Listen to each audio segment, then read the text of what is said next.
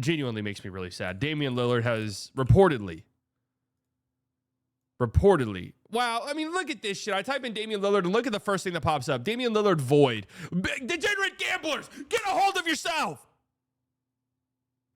Get a hold of yourself, degenerate gamblers.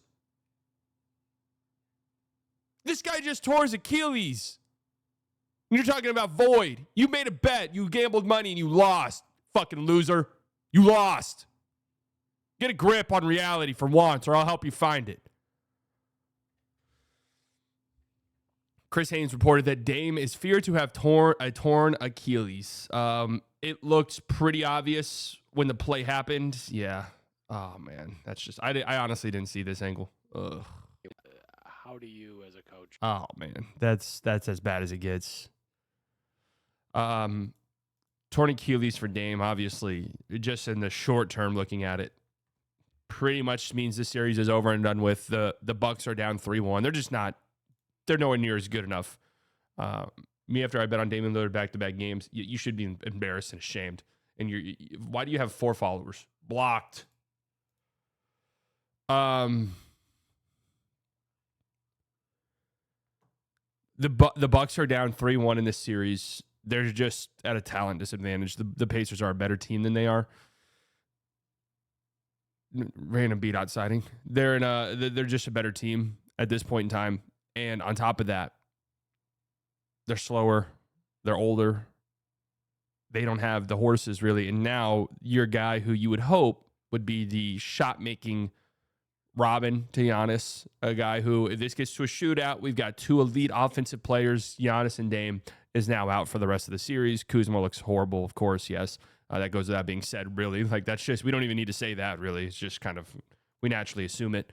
But the Dame Lillard injury pretty much ends the season for the Bucks. And now, I mean, where do we want to start? Do we want to start about the future of Damian Lillard, maybe a quick little retrospective on Dame's career, or what this means for the Bucks moving forward? Because it's kind of reaching this point with Milwaukee where in years past they would lose and it would be well, this could be it. This could be the summer for Giannis. And it never really happens. And it's always just, I feel like, wishful thinking from people who want to see a trade more than anything else. But it does feel like now is the time. Like, this is probably really happening. They're getting older. It's clear and obvious that they're not close to a championship team. And you look at their draft pick situation, you look at the young talent on their roster or the lack thereof, and it's difficult to imagine any scenario in which the Bucks are a championship contending team at any point for the remainder of Giannis's career. It happens that fast. I need people to understand this. It happens that quickly in the NBA. Okay, we always talk about these long windows for teams and 4, 5, 6 years. It can go in a millisecond. It can go in a millisecond. And for Milwaukee, it just kind of unceremoniously went away. You know, like if you watched them last year, if you watched them this year, it's obvious that they weren't a championship. I had a friend, I think I talked about this on here. I have a friend who has a $50 bet on the Bucks to win the championship, and he told me about it recently. And I was like, oh, you know, beginning of the season, that's not a terrible bet. If you want some value, like the Bucks will win the championship. He was like, no. I made this bet a couple weeks ago. And I was like, oh, you might as well just give him the $50 to me. Seriously. This is one of the worst bets I've ever seen. What were you seeing that made you want to do that? But it's been obvious all year that they're not in the stratosphere of teams like Boston, of teams like the Cavaliers, and in the Western Conference, the Thunder, and whoever else you want to put in there. I mean, they're not even better than the Pacers, obviously. And now the future outlook for Milwaukee, Brooklyn has their 2025 first round pick. The Pelicans hold rights to swap their 2026 first round pick. The Pelicans hold rights to swap their 2027 first round pick. The Trailblazers have rights to swap their 2028 first round pick. Portland or Washington is getting their 2029 first round pick. Portland holds rights to swap their 2030 first round pick. The only pick that they are in possession of their own, is the 2031 first round pick. Which I guess they could trade since the 2030 pick is a swap. Yes, the Drew trade is still happening for them. Why do they owe a pick to Brooklyn? What happened there? It's always interesting, these picks. Why do they owe Brooklyn picks? They can trade either 31 or 32. That's it. If you want to look at their roster, can anyone think of why the fuck they owe Brooklyn a first-round pick? I'm trying to think right now. It's literally slipping.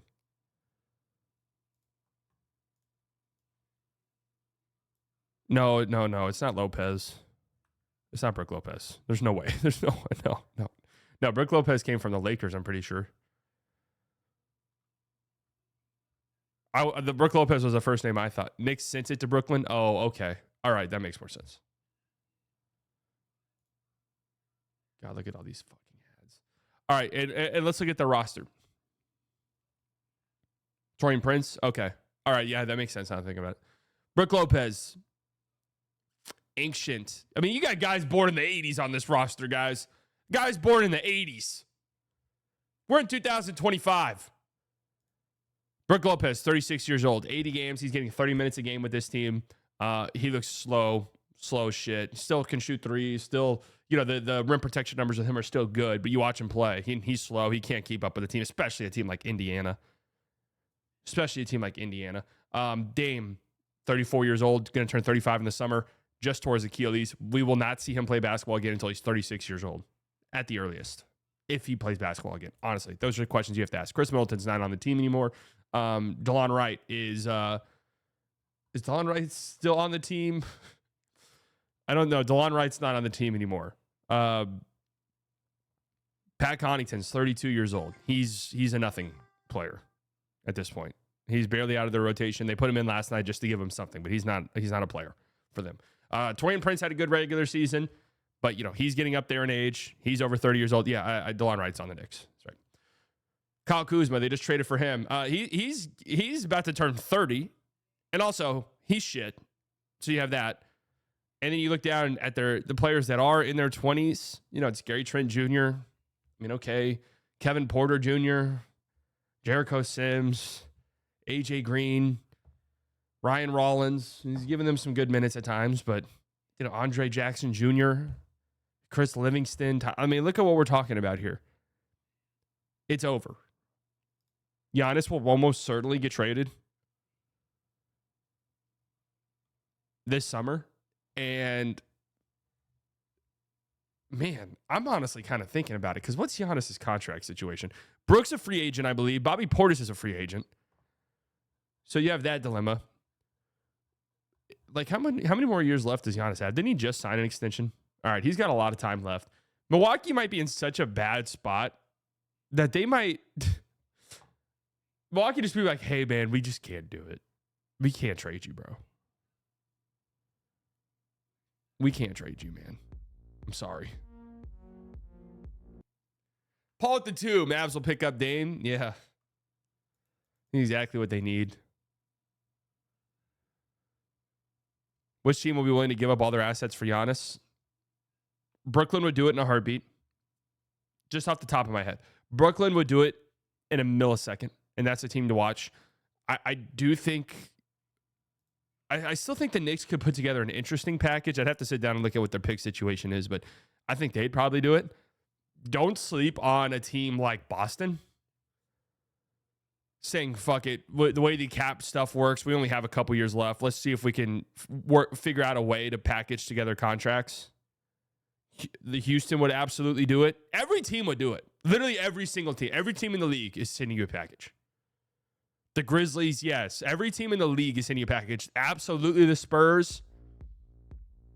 Wicked, 31 months. Slightly, where'd you get your glorious dance from? Just concocted it myself.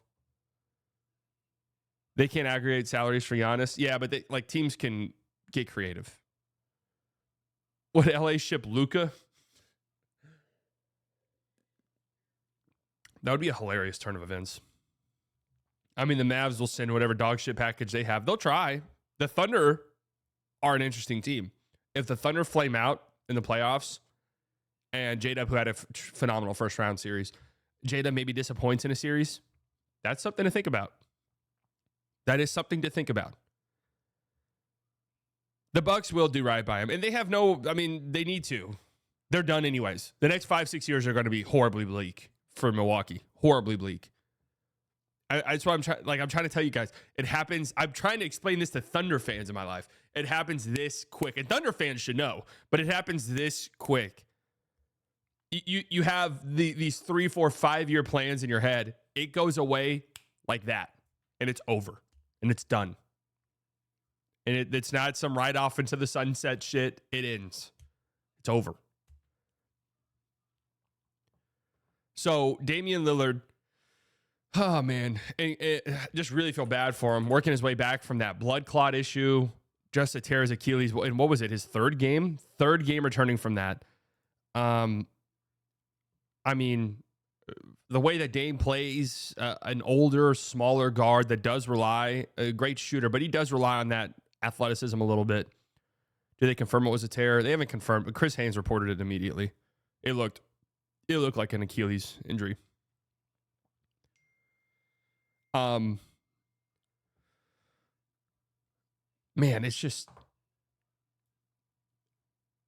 it's really sad. I'm assuming Dame will come back. I don't think it's over for him, right? I don't think his career is over, but probably his career as a all-star level player is over. Next time we see him on a basketball court, he'll be 36 years old. And I think it's time for a career retrospective on Dame, because there was a stretch in time where mid to late 2010s, you could absolutely argue that he was the third best guard in the NBA behind Steph and Harden at the time. I don't even think you could argue. I think that was just pretty much agreed upon. Third best player in the league, or third best guard in the league. Made one All-NBA first team. This little stretch right here, I mean, look, this season right here was insane. The shortened season in the bubble, 30 points per game. No question about it, in my opinion, for my money. I think from what I've seen with my eyeballs, I think Damian Lillard is the second greatest shooter I've ever seen behind Steph Curry.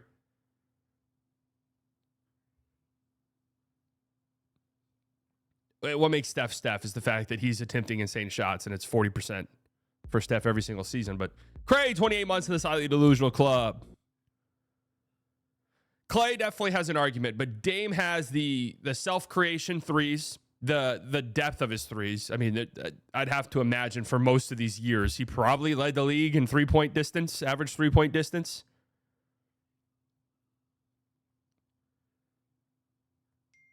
The Dame time, the 30-foot threes, he was a monster in clutch games, down the stretch in games. It was. Dame time is a very fucking real thing. You almost just kind of knew he was going to make it.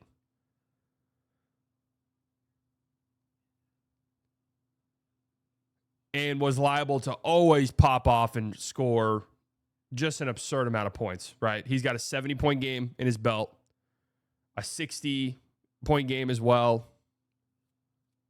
Damn, Dame at the peak of his powers was something else. And yeah, a grifter of the highest proportions. Low-key, one of the biggest grifters in the league. The argument for Dame is that off-the-bounce, pull-up three-point shooting is the most valuable type of three-point shooting, and he's second best to ever do it. Yeah, that's the argument for him, is the self-created threes are so incredibly valuable. It's why we argued last year Luka was the second best three-point shooter in the league behind Steph, was because, well, when you're creating your own three-point shot for pretty much every single one that you shoot, and the degree of difficulty is high, and you're doing it efficiently, that's more valuable than a guy who's attempting less and having those looks generated for them every single time, who's also hitting it about, 40%, maybe a few percentage points higher.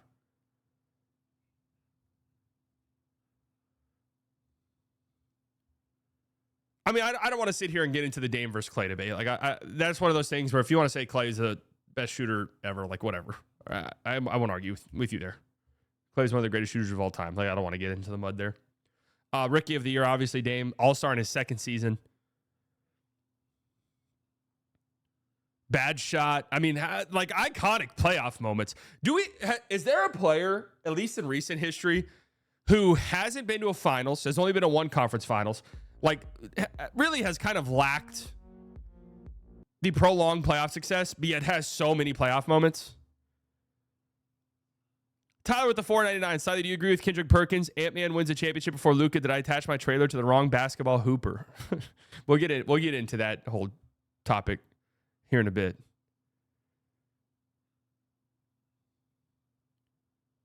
Revisiting Dame's career, GG's. It's probably GG's. He's the only guy I can remember that had series-winning buzzer beaters minus John Stockton. I mean, iconic playoff moments without ever making it to a finals and only making it to one conference finals.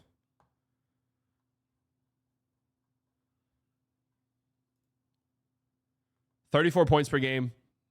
Oh, man. Who did Portland play in the series 2021 playoffs? Was that the Nuggets? Yeah, that was that Nuggets series. That was pretty fucking crazy. 34 points per game. That was him and Jamal were going at it, huh?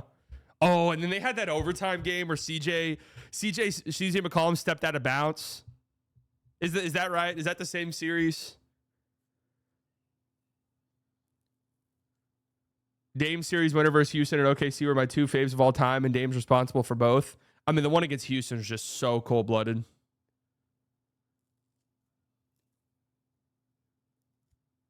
Bro had that 4 overtime game where A. Rivers was praying. Yep. Iconic moments. Jeez. And it happens like that, man.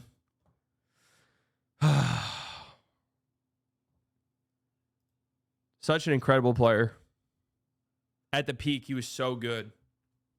I remember one time, God, it was a while ago, and I remember this vividly, actually. I had yet to start the Silently Biased YouTube channel, and I was working on something to start it, and it was going to be like a video ranking point guards or something, and I was going to make the argument that Dame was the second best point guard behind Steph, ahead of Harden. I don't remember what year it was, though. I do not remember what year it was. And I was probably going to be wrong, but I was really on some hating shit with Harden. I've come around. But, I mean, it was a Houston thing. I was on some hating shit. No two ways around it. You have Dame above Kyrie. Dame as an individual player, best player on the team, has much higher highs than Kyrie. That much cannot be debated. They had Dame top 75 player of all time. Didn't they put him in that? Yeah, they did. Kyrie has the postseason moments, obviously. It's time to go full unk. Listen, you have no idea how good Amari Stoudemire was. I mean, individually, how can you make an argument that Dame didn't have a better career? There were some EPM years with Dame. Yeah, this might have been it. 2020, the best offensive player in the league, according to EPM. 2018, the 5th best player in the league, according to EPM. In that last year in Portland, where he was incredible. Best player in the league offensively.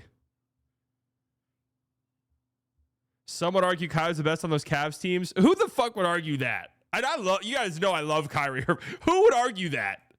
What?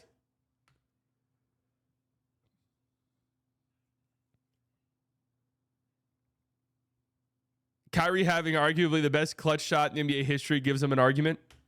Yeah, I mean, again, Kyrie has the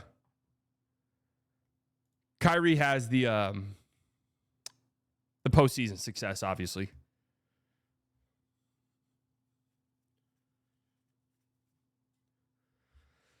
Dame or Russ?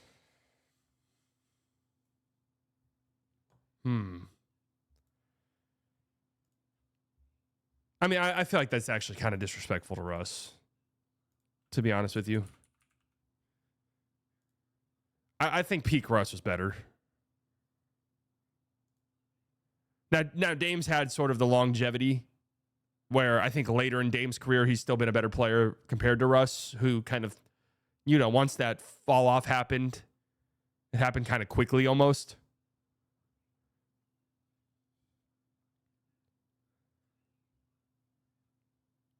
Russ MVP for optics, Dame longevity. I mean, Russ's peak was better.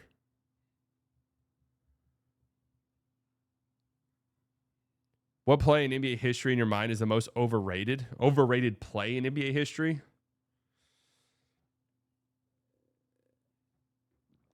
Off the top of my head, I don't know.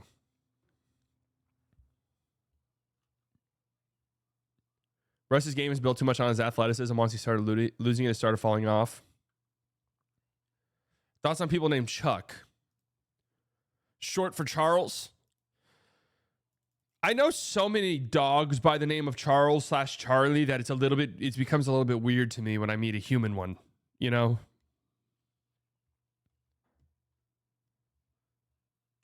Brook Lopez is the favorite to be Lakers starting center. That's disgusting.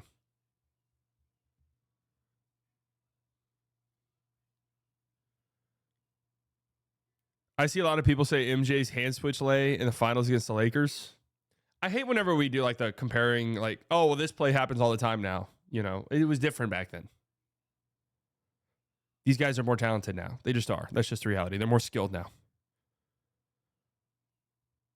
Wait, where are these odds at? Dude, the blocked by James play is not overrated. What are you talking about? Why do we have the GOAT haters in here?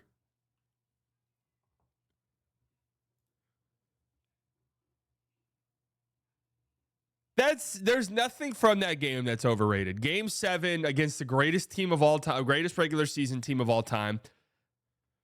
Down 3-1. Nothing about that game is overrated. Nothing.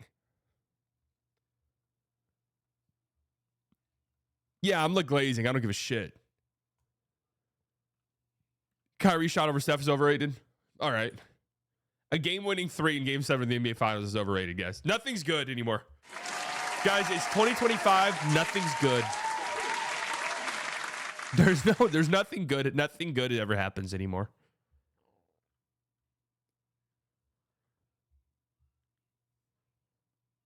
Blocked by James.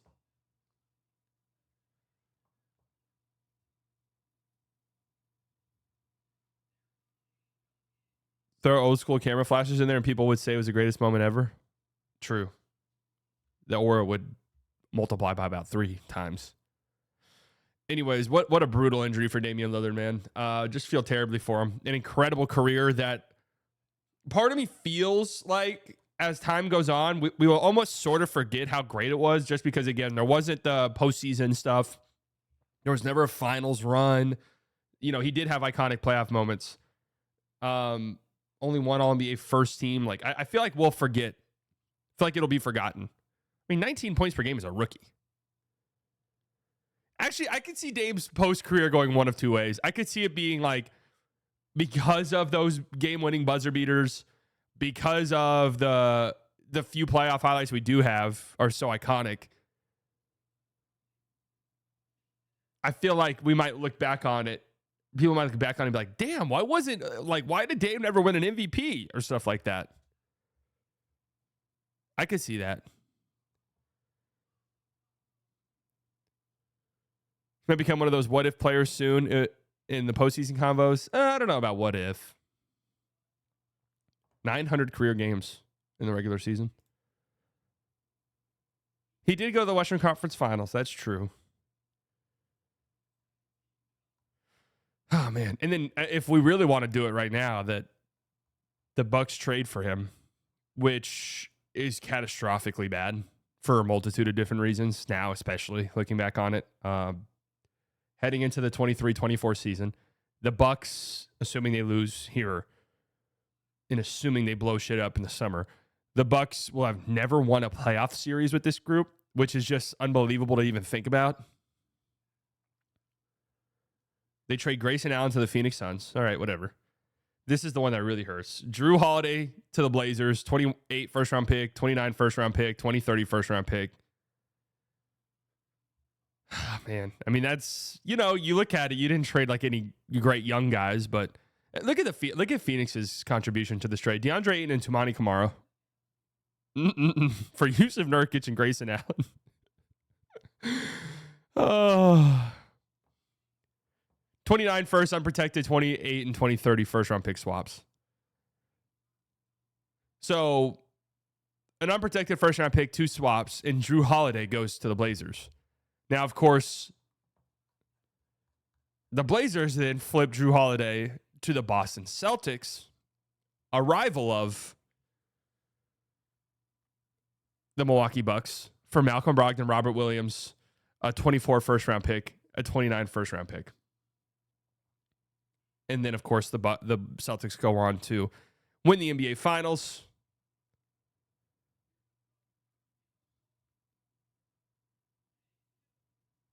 And that's that. What a nightmare. What a nightmare.